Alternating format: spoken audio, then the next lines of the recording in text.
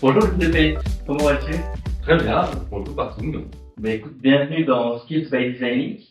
Donc ici, on parle des compétences du 21e siècle, donc des compétences pour travailler, pour vivre, pour s'épanouir dans ce fameux monde de mutation, de transition, mais aussi de rupture, d'incertitude. Chez Skills, on s'intéresse du coup à la diversité des formes de pensée. Donc la pensée créative, la pensée critique, la pensée complexe, les capacités d'apprentissage permanent, capacité de résilience, et bien d'autres. Mais surtout, on en parle avec celles et ceux qui les pratiquent et les expérimentent sur le terrain au quotidien. Je suis très content que tu sois avec nous aujourd'hui. Merci. Toi, tout le monde te connaît au moins de nom, puisque tu as fondé en 97 Atoma, qui était une agence vraiment pionnière du design, d'expérience utilisateur, et puis aussi positionner le design comme vraiment stratégique dans les organisations, à la fois en France et aussi en Europe, et notamment en Italie. Bon, depuis 2019, tu as revendu ton agence et maintenant tu es designer, expert, consultant, voilà, fort d'un certain nombre d'années d'expérience en design, plutôt sur d'ailleurs des designs d'information, design de services, d'expérience utilisateur et on en reparlera longuement. Alors, pour celles et ceux qui nous écoutent, si je vous parle par exemple des interfaces des bornes Navigo pour les transports en Ile-de-France, si je parle de ce gros pôle d'échange qui est la signalétique à Châtelet-Léal ou même un certain nombre de plans de transport, bah voilà, ça par exemple c'est du Atoma. Tu as donc beaucoup travaillé dans des secteurs industriels avec une certaine complexité pour voilà, la SNCF, Thales, Orange, Média Électrique et bien d'autres. Pour moi, la manière dont je raconte les choses, c'est ton domaine, si on peut dire ça comme ça, c'est l'information, c'est les signes, à la fois les signes dans la ville, donc des signes peut-être physiques, et puis aussi avec cette société de l'information, voilà, un signe peut-être plus digital, et également l'information en tant qu'identité, le branding notamment, et la marque. Toi, tu viens justement voilà, du graphisme, de la direction artistique, une longue expérience, tu as démarré dans le mobilier, l'édition, le design d'interaction, puis l'expérience utilisateur avec l'arrivée du numérique. Euh, Aujourd'hui, on parle de choses de plus en plus intangibles, du design de service, du design organisationnel, du design stratégique. Vous étiez, ma première question, c'était quoi précisément cette matière sur laquelle tu as travaillé pendant toutes ces années en tant que designer? Bah, écoute, moi je pense que ce qui fait le fil rouge au travers de tous ces différents domaines, c'est la relation. La relation des individus au sein des organisations, avec des artefacts technologiques, des artefacts physiques et des espaces collectifs, privés. Donc, tout ce qui se passe en fait dans ces échanges qu'on entretient avec des systèmes effectivement complexes, qui sont de plus en plus complexes, comme tu l'as justement dit. Et en fait, cette relation s'exprime au travers d'interactions, de dialogues, et ces systèmes doivent permettre à chacun déjà de les comprendre, à quoi ça sert, quel est mon bénéfice, quelle est mon utilité, et comment je l'utilise tout simplement, voilà, et comment j'accède en fait à ce monde-là. Donc moi je pense que cet axe entre justement la relation au travers de différents types d'artefacts et d'interfaces et le système, je pense que c'est le cœur en fait de mon travail depuis toujours en fait. Et j'ajouterais une autre dimension qui évidemment pour moi est très importante, mais je pense qu'on n'en parle pas assez quand on parle du design, qui est celle de la narration en fait. Toutes ces relations deviennent des histoires, des histoires qui dont on est acteur, qui nous touchent parfois, qui nous embêtent parfois, qui nous donnent du plaisir, la satisfaction, la manière dont on est capable dans le design et bien sûr en tant qu'entreprise aussi, d'organisation, de avoir soin de ce récit, je pense que c'est vraiment super important. C'est quelque chose qui m'a toujours beaucoup motivé. Ok. D'ailleurs, t'as oublié justement à la longue narration de mon parcours aussi, la bande dessinée, qui était en fait mon premier domaine d'activité. Ouais. Je pratiquais assez longtemps, en Italie notamment. Et finalement, je pense que j'ai toujours continué à faire ça, en fait, raconter des histoires, quoi. Parfait. J'avais une question du coup, tu as parlé de narration pour voilà, illustrer, engager, peut-être jouer un peu ce rôle de facilitateur. Pour toi, est-ce qu'il y a d'autres compétences effectivement clés que les designers mobilisent justement vis-à-vis de peut-être l'architecture de cette information? Quelles sont un peu les compétences clés pour travailler donc, sur cette matière informationnelle? C'est une question assez difficile, effectivement.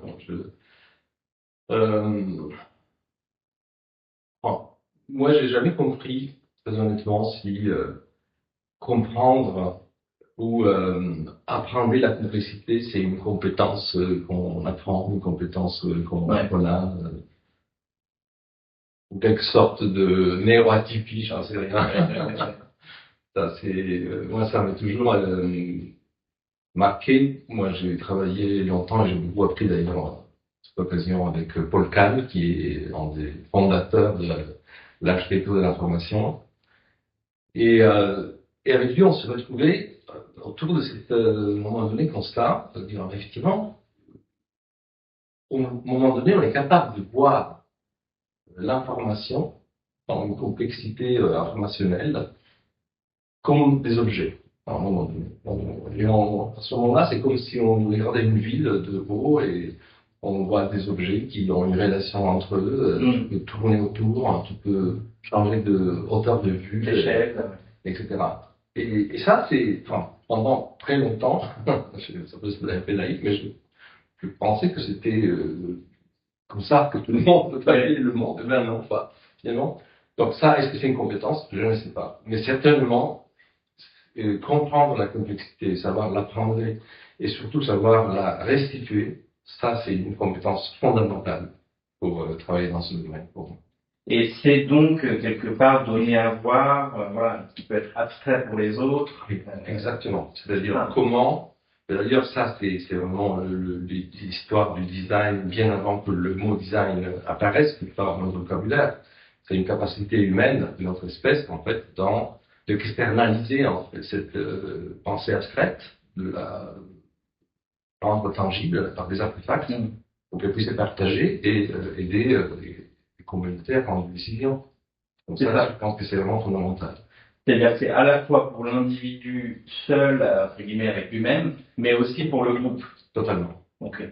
Et justement, voilà, on connaît bien le design on va dire, d'objets, de choses tangibles. Plus on s'éloigne du tangible, voilà, qu'on soit un service, c'est composé d'objets physiques et potentiellement d'autres plus immatériels, mais quand on conçoit une organisation, une stratégie, un schéma directeur, ça s'incarne dans quoi finalement déjà, quelles sont les manières de faire du design? Est-ce qu'il y a une méthode qui change? Et puis surtout derrière, comment ça s'incarne? À quoi ça ressemble? Alors, pour commencer par la méthode. Donc, la méthode, c'est, je ne vais pas maintenant rentrer dans un débat de framework. Mais c'est toujours la même méthode. Non, c'est la même chose. Okay. Mais le point clé de la méthode, je pense, en fait, tel que je l'ai pratiqué moi-même, je la pratique moi-même, c'est l'enquête. J'aime beaucoup cette image de l'investigateur. En fait, c'est ce qu'on appelle le framing, mais comment on arrive à cadrer un problème. Ouais. Comment on arrive à vraiment faire de manière que toutes les personnes qui sont autour de la table partagent la même compréhension du problème. Avant même de penser des solutions. Et ça, c'est pas si facile que ça. Et je pense que toi, même en consultant, tu vois avec quoi je parle, en fait, c'est pas très évident.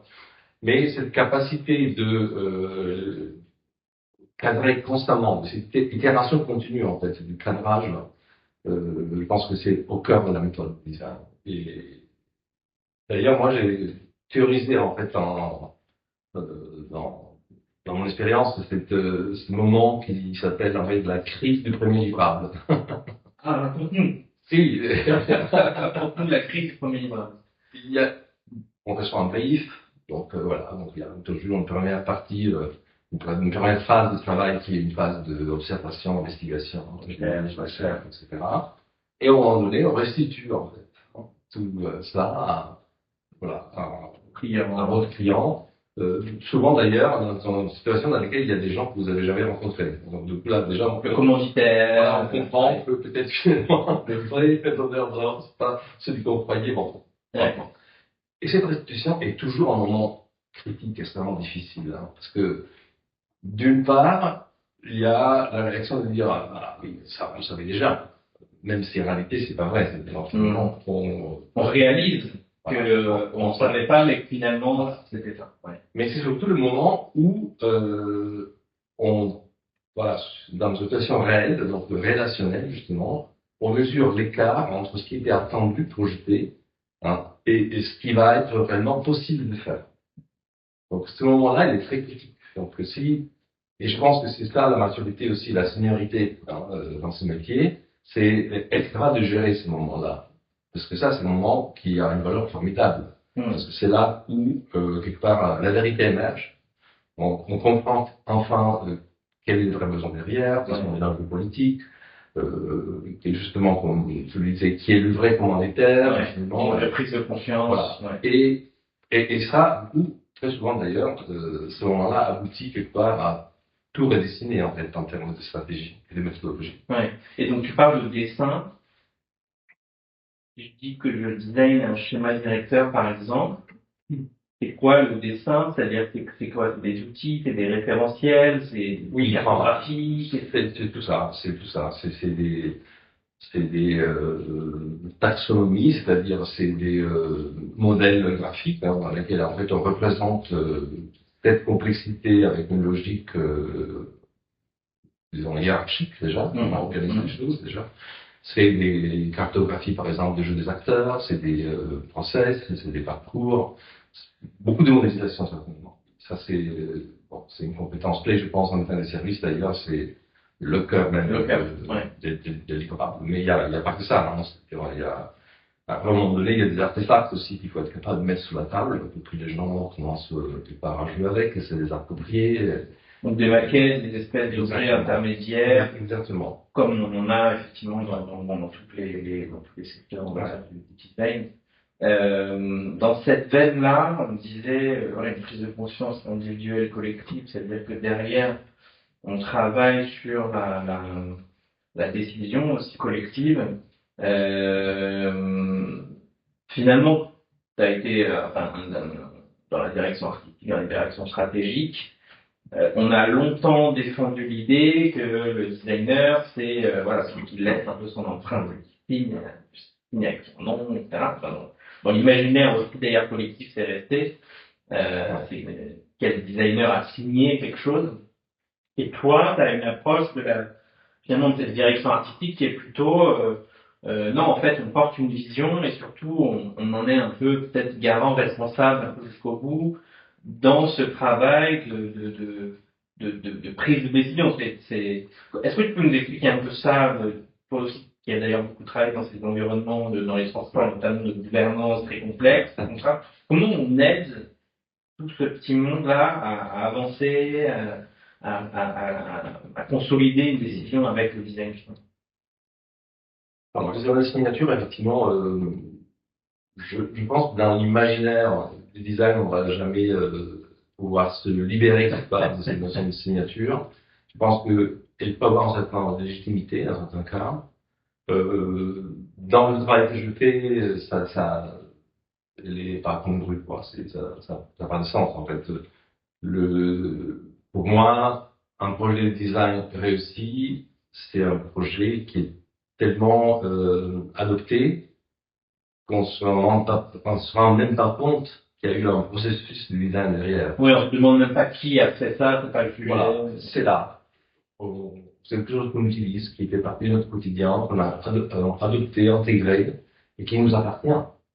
Et en revanche, ce qui est important, c'est que cet objet, ce système, quel que soit, il porte les valeurs de la marque, de l'émetteur, de l'entreprise que le produit, le fournit, le maintient.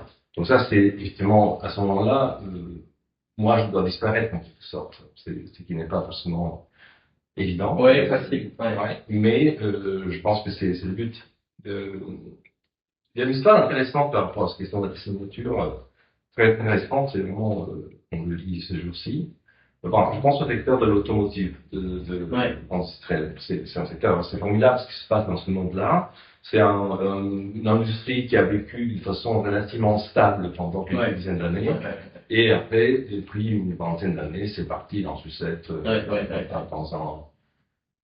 une phase de transformation dont on voit encore pas le bout et qui est finalement à la fois de produits, d'usage, mais aussi évidemment le sujet de il y a le sujet qui sera technologique, il y a le sujet de marché, de la Chine, tout dedans. La réglementation des voitures électriques, c'est extrêmement complexe.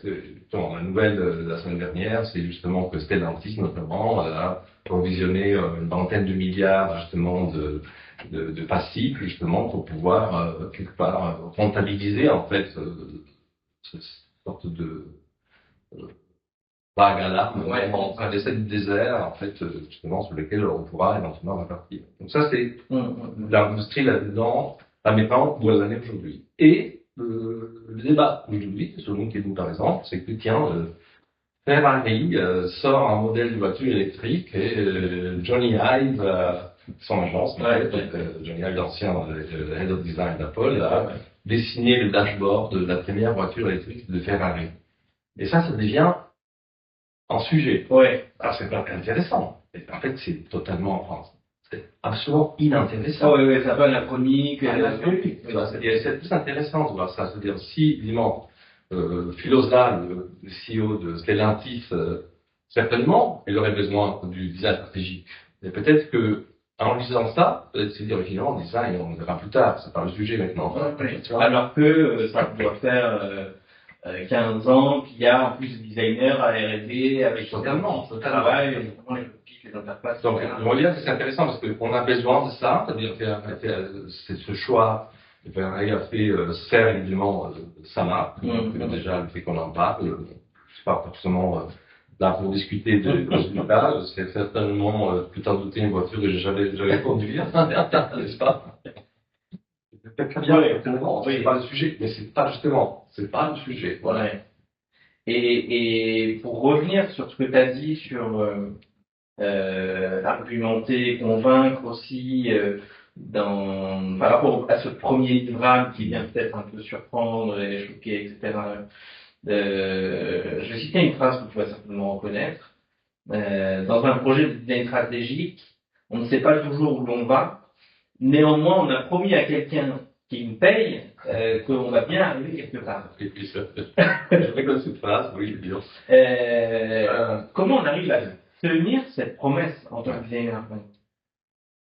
Alors, les méthodologies des frameworks ont une valeur conceptuelle déjà et une valeur de réassurance. On est face à des décideurs qui doivent prendre des comptes d'ailleurs et qui ont besoin d'être rassurés et ont besoin de savoir qu'est-ce qu'on va faire à quel moment, qu'est-ce qu'on va aller à quel moment, dans quelle mesure ces équipes par exemple seront impliquées, concernées, de rendre du temps certains postulés. Combien d'enquêtes on fait, combien de... Il faut dimensionner, il faut projeter dans le temps un processus. Voilà. Donc ça c'est nécessaire. Dans la vraie vie, on sait que ce qui compte vraiment, c'est la confiance. Et justement, je reviens à cette question-là, justement, de la crise du premier livrable, c'est parce que à ce moment-là, si on arrive à construire effectivement cette confiance avec les décideurs, à ce moment-là, on peut mettre les personnes en sécurité pour qu'elles s'autorisent elles-mêmes les écarts par rapport à ce qui a été décidé. Et c'est là où il y a des choses intéressantes qui se passent maintenant. Oui, parce que ça, c'est jamais comme ce qu'on avait dit que ça allait être. Non. Et mais d'ailleurs, dans la vie de tous les jours, des décisions qu'on prend dans n'importe quelle organisation, faut toujours, itérer, s'adapter, réagir. Exactement. Et donc tu dis que c'est finalement qu'aujourd'hui dans le framework, donc dans la méthodologie ou un certain nombre d'éléments de méthode du design, il y a déjà les éléments de réassurance possibles pour rassurer quelqu'un qui se lancerait un peu dans l'inconnu, c'est-à-dire cette navigation, on va dire, un peu dans l'incertitude. Comment on arrive quand même, enfin, ça peut être un peu stressant quand même, notamment sur des projets avec des très gros enjeux. On a parlé tout à l'heure de faire du design de stratégie, donc c'est pas rien. Comment on arrive au-delà du rationnel à rassurer. Alors, tu as parlé de la confiance, mais puis peut-être aussi comment soi-même, en tant que designer, on se persuade qu'on va y arriver, parce que pas parce qu'on l'a fait 10 fois avant que la 11e, ça marche toujours. Totalement. Et d'ailleurs, oui, enfin, j'ai pas de solution, c'est-à-dire, Ouais. je pense qu'en fait, Mais pendant 30 ans, ça a marché. oui, mais en fait, c'est intéressant, c'est un sujet intéressant parce que on parle de compétences justement, et alors, c'est plutôt du savoir-être, je sais pas comment on peut le définir, mais la capacité à gérer un certain degré d'anxiété et de stress fait vraiment partie de ce métier et il faut vraiment aussi s'éduquer soi-même. Ouais, la traversée du désert, quand on est dans un projet, qu'on a cherché plein de choses, enquêté plein de choses, puis qu'on est un peu dans le brouillard, et Ça peut arriver, il peut y avoir en fait des moments difficiles pour plein de raisons. Il y a plein de projets aussi d'ailleurs qui n'aboutissent pas, non, pour des raisons qui n'ont rien à voir avec, avec ce qu'on fait. Justement, tu l'as rappelé au début, on est dans un monde de transformation très complexe, les entreprises se cherchent, essayent des choses, et parfois, justement, ils n'ont pas la capacité de les amener jusqu'au bout. Donc, il faut naviguer là-dedans. Oui, enfin, il faut peut-être avoir une bonne étoile. Est-ce que c'est une réponse satisfaisante? Je sais pas. Ok, non, mais c'est intéressant parce que tu parles effectivement, enfin moi c'est une question aussi que je me pose souvent dans le conseil. Voilà, on accompagne aussi souvent des sujets comme ça de stratégie qui peuvent être plus ou moins voilà, avec des échelles plus ou moins différentes. Et je rejoins complètement ce que tu dis, c'est-à-dire on dit qu'on va y arriver parce que au fond de soi, on est convaincu qu'on va y arriver, mais en même temps, on n'en sait rien du tout. Et donc, il y a ce stress un peu pendant le projet de design, enfin, le projet tout court et avec son approche de design qui en plus, quand même, doit rassurer. Donc, il faut à la fois rassurer et en même temps pas montrer que sur certaines phases, nous, on n'est peut-être pas complètement au clair. Donc, faut gérer cette phase-là, par exemple. Et pour autant, à un moment donné, on trouve le truc. Et donc là, c'est vrai que ça, il y a une espèce de détente. Oui, totalement. Ok, on a trouvé le truc, on a craqué le sujet, et après on n'est plus que dans la représentation, dans l'effort de conviction, mais il y a un côté un peu montagne russe quand même. Totalement. Dans ces projets. Enfin, de mon expérience, c'est une chose, il y a toujours un moment aussi dépendant du moment de crise, c'est le moment où en revanche, justement, comme tu le dis, il y a cette sorte de moment de relâchement, et ça se fait le plus souvent face à des objets visuels. Ça, c'est très intéressant. C'est-à-dire, quand on a, au moment donné, un visuel, que ce soit un bout d'interface, On a traduit une complexité, on a illustré plus quelque chose, et ça passe dans une autre modalité quelque part, en fait. Et du coup, les gens commencent vraiment à voir le pas. Et là, il y a quelque chose qui se passe, en fait. C'est intéressant. Moi, j'ai toujours observé ça. Oui, c'est ça. C'est que c'est l'invisible qui crée le stress de l'inconnu. C'est comme on ne voit pas. Totalement. Parce qu'on est dans un monde, comme on l'avait dit, justement, extrêmement abstrait. On plus des concepts qui sont très abstraits. Les personnes à présent sont des personnes qui ont des parcours et aussi des modèles mentaux, justement, qui sont dans l'abstraction. Et à un moment donné, on arrive avec, justement, avec une sorte de don et une représentation, et ça permet, à un moment donné, de passer dans quelque chose d'autre. Ouais. Okay. Alors, du coup, j'ai envie qu'on parle aussi de ton parcours de formation plutôt autodidacte, plutôt, moi je dirais anticonformiste. On en a parlé au tout début, tu as démarré, tu voulais être dessinateur de BD, tu es architecte, je crois, graphiste. C'est quoi, tu t'es cherché, c'est des distractions, comment c'est arrivé tout ça? C'est une bonne question. Je comprends que, voilà, en lisant un CD, enfin, on peut avoir une impression de Il s'est cherché. Ouais. en fait, ma lecture, moi, en fait, c'est exactement à l'inverse. J'ai comme l'impression que à chaque fois, je me suis trouvé plutôt. C'est-à-dire que j'ai eu le privilège, en fait, hein, je pense que ça n'est rien, de pouvoir faire ce que je sentais que c'était important pour moi, qui était en résonance avec mes valeurs, avec ce que j'ai envie de faire, au moment où je n'avais pas envie. Et ça m'a permis voilà, c'est formidable, franchement.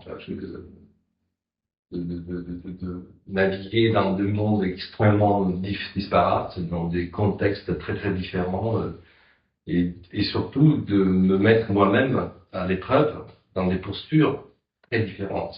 Parce qu'évidemment, être seul devant ta planche à dessin, c'est pas du tout la même posture qu'être dans une salle de réunion dans laquelle il faut amener un team, une équipe, aller vers une direction. Donc il faut, c'est vraiment des choses qui sont très différentes.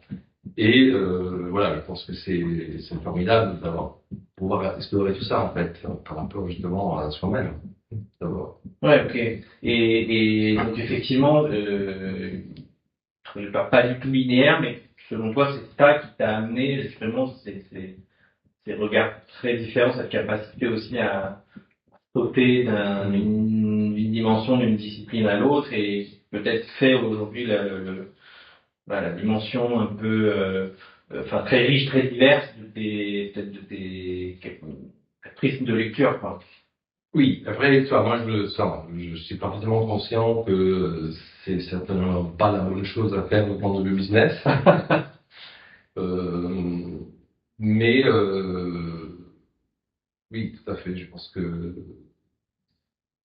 cette souplesse quelque part, aussi cette variété d'univers que j'ai pu traverser, c'est ce qui me donne aujourd'hui la capacité effectivement d'intervenir du monde inconnu et de retrouver mes repères quelque part en fait, et très rapidement quelque part dans la lecture en fait d'un environnement complexe, même si j'ai pas forcément une connaissance préalable. Oui, oui, oui. Mais c'est intéressant, je l'ai dit au départ, il n'y a certainement pas de formation théorique à la complexité, en fait. Mais par contre, c'est peut-être ça, c'est avoir été baigné dans plein de bains différents et devoir retrouver ses réflexes à chaque fois.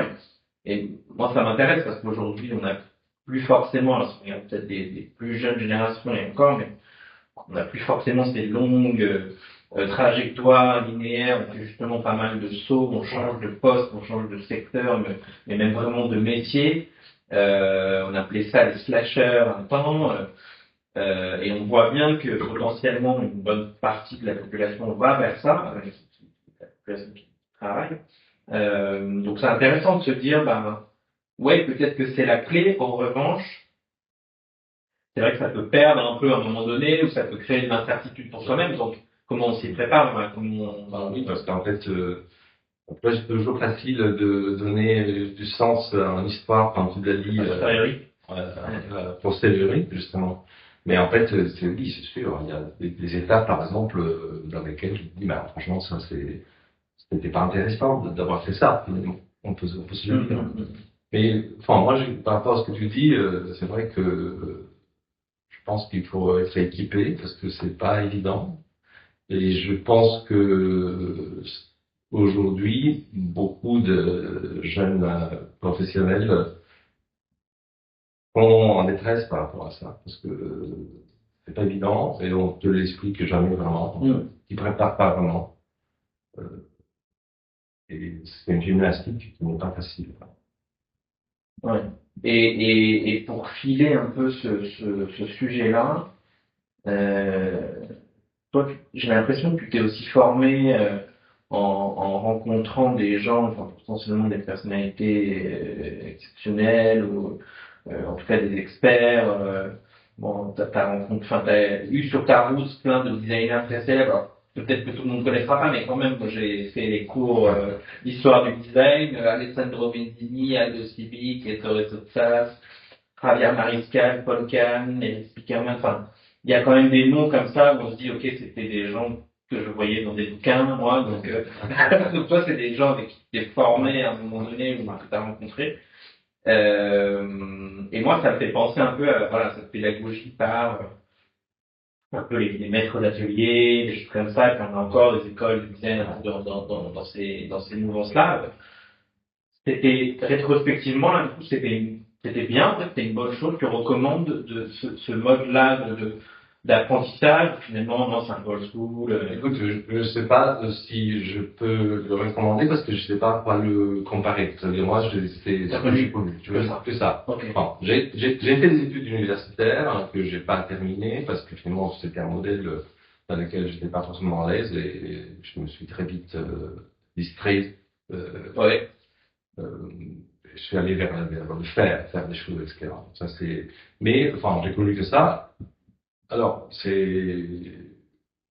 oui, je pense que c'est une culture aussi un peu italienne, un peu, tu vois, de la Renaissance, quelque part, l'atelier. Ouais, c'est ça. Effectivement, je pense que c'est quelque chose de cet ordre-là. Ça m'était totalement naturel. Et je veux dire aussi que par rapport au moment où ces choses-là se sont passées, c'était facile. Bon, pour moi, je pense maintenant, Quoi, c'était un petit groupe qui avait peu de choses, des communautés, et finalement, bon, voilà, fil en aiguille. de fil en aiguille, tu rencontres des gens, tu fais des petites choses avec un autre, et après, il y a quelqu'un qui dit, ah tiens, ça t'intéresserait de faire ça, et tu es dans cet environnement-là, et ça, c'est formidable, parce que, bon, tu apprends pas seulement, justement, le faire, la pratique, hein, mais tu observes les gens dans des situations, ça c'est formidable. Tu vois, comment ils en parlent en fait.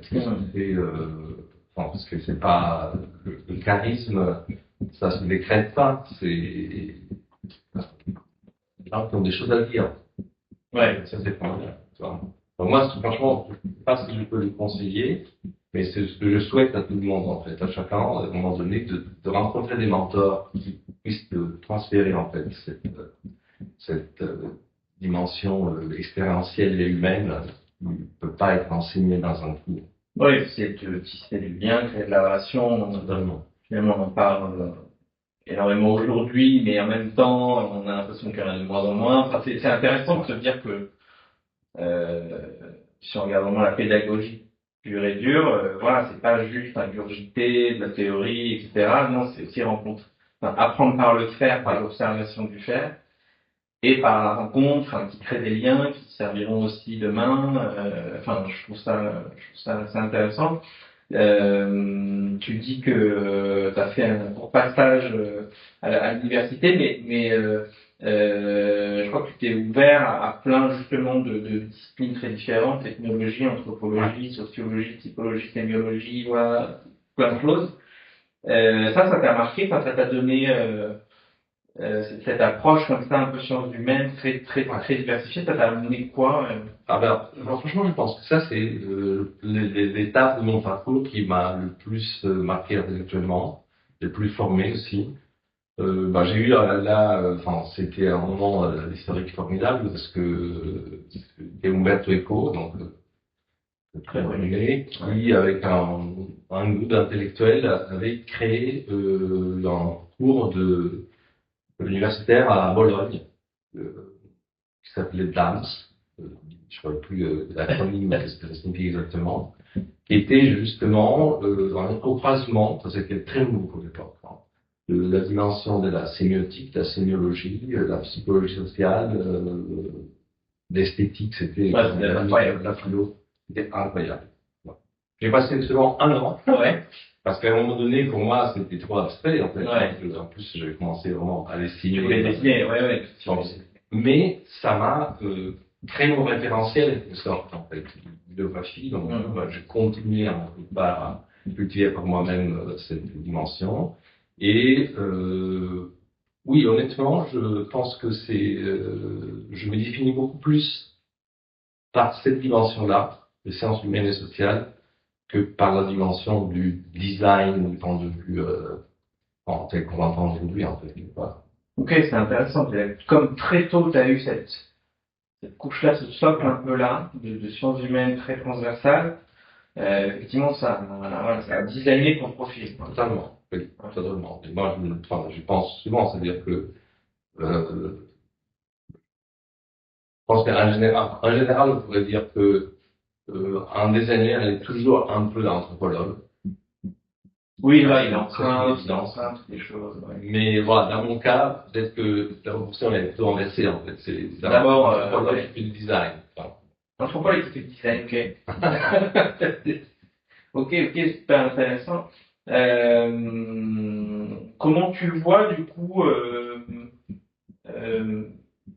enfin, moi je trouve intéressant que tu travailles sur voilà, des choses, donc on a parlé, très intangibles, de services, d'organisation, de stratégie, des schémas directeurs, etc.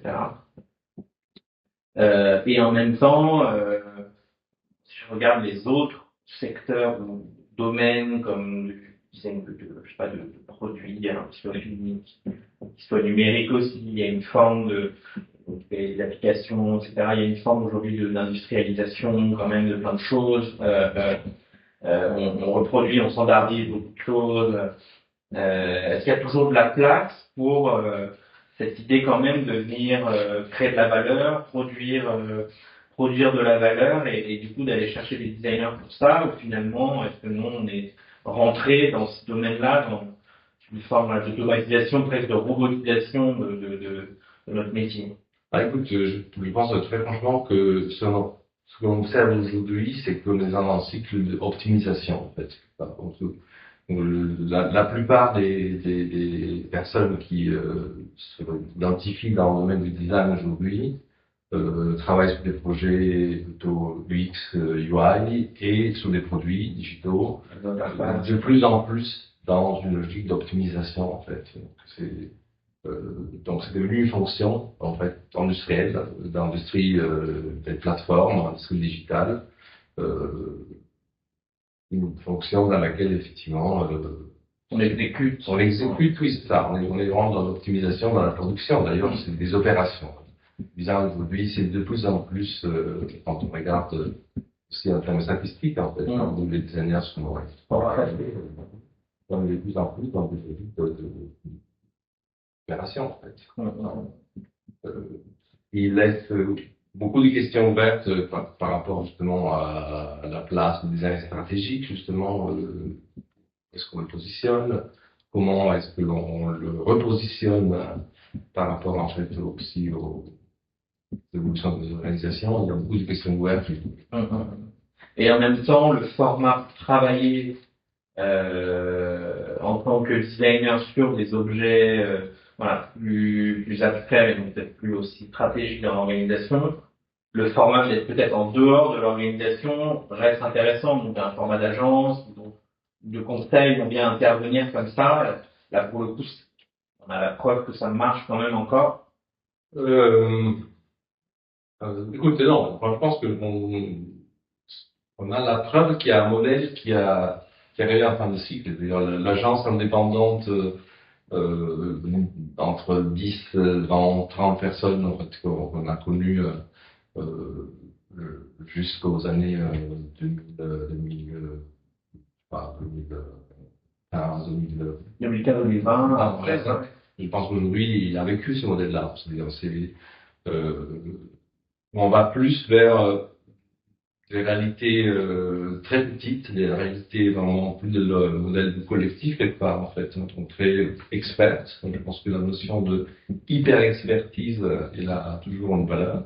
Okay. Parce que c'est des dimensions que les entreprises n'arrivent pas à développer en interne et que c'est trop coûteux pour les cabinets de conseil de développer par eux-mêmes. Aussi, toi, absolument pas. Ok. Collectif d'experts. Oui, collectif d'experts. Je pense que ça, c'est certainement un modèle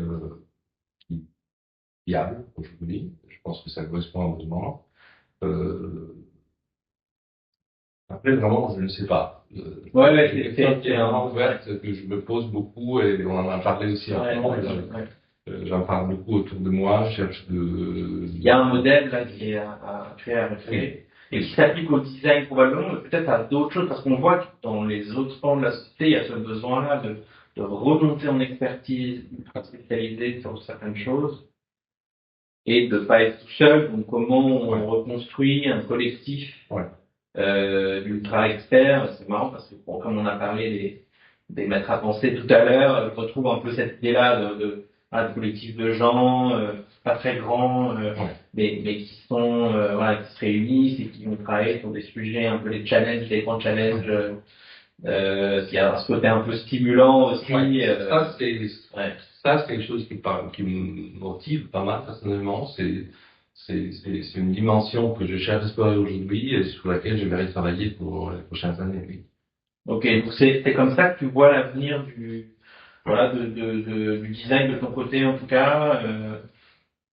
Alors, il y a deux questions dans cette question-là. Il y en a deux, c'est-à-dire par rapport à mon parcours personnel.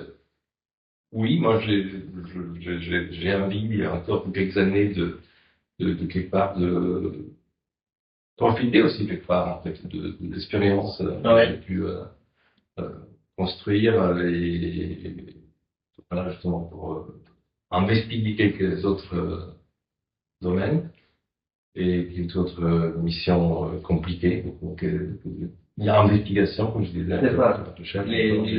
Les endroits les plus où il y a une complexité, une systémique à dénouer, ça c'est moi. Du point de vue plus général, où est-ce qu'il va le design? Franchement, aujourd'hui, à ce moment, je ne saurais pas répondre. Vraiment. Et je pense que c'est un vrai sujet, en fait, parce que je parle beaucoup avec beaucoup de personnes qui sont dans la communauté académique, les écoles. Je pense que c'est pas confortable de mon côté. Aujourd'hui, quelle est la promesse qu'on peut faire, par exemple, par un étudiant en design, concrètement, est-ce que c'est ce métier-là dans 5 ans, 10 ans? Je n'ai vraiment aucune idée. Et donc, un sujet potentiel pour un groupe d'experts du design, de réfléchir à ça. Totalement. Mais il y a beaucoup de réflexions qui se font. En fait, moi, j'ai eu la chance d'intervenir connaît Comulus, oui, tout à fait. l'organisation qui regroupe les écoles de design. Cette année, la conférence internationale était à Nantes, le design de Nantes. Donc, j'ai participé avec un collègue, on avait créé un workshop justement, et c'est intéressant parce qu'il y a énormément de questionnements dans la communauté. Certainement, tout le monde partage le constat qu'il y a des formats nouveaux qu'il faut inventer, qu'il y a des modèles qui sont devenus très rapidement obsolètes. Et parce qu'on parle de compétences ici, comment on redéfinit la notion de compétence. On a un peu l'impression que la compétence s'est évaporée, en quelque sorte. Donc je pense qu'il y a un vrai sujet très passionnant de redesign, en fait, de tous ces modèles, en fait. Merci, Giuseppe. Merci à toi, Patrick. Mais tu vois, je pense que maintenant on pourrait continuer très longtemps. Merci beaucoup pour cette opportunité d'échange. Merci à toi. À très bientôt. À bientôt. Merci.